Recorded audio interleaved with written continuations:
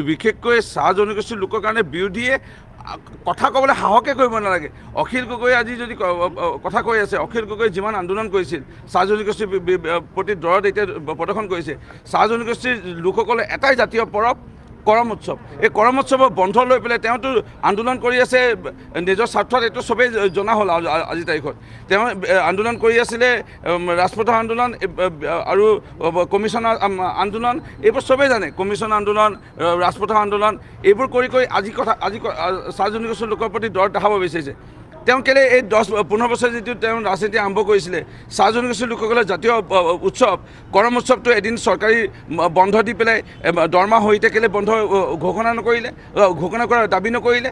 আজি কংগ্ৰেছে 60 বছৰতকৈ অধিক কাল চৰকাৰ আছিলে, কেতিয়াও চাহ জনগোষ্ঠীৰ লোকসকলৰ জাতীয় উৎসৱ কৰম উৎসৱটো এদিন বন্ধ দিব লাগে দৰমহা সহিতে কেতিয়াও পদক্ষেপ নল'লে। লাজ লাগিব লাগে। মই ধিক্কাৰ দিছোঁ বিৰোধীক, মই ধিক্কাৰ দিছোঁ, কৈছোঁ নহয় ধিক্কাৰ দিছোঁ। একো তথ্য নাই। তেওঁ এইবোৰ ভয় ভাবুকি দেখুৱাই আগতে RTI মাৰিছিল। RTI কৰ্মী বুলি চবেই জানে।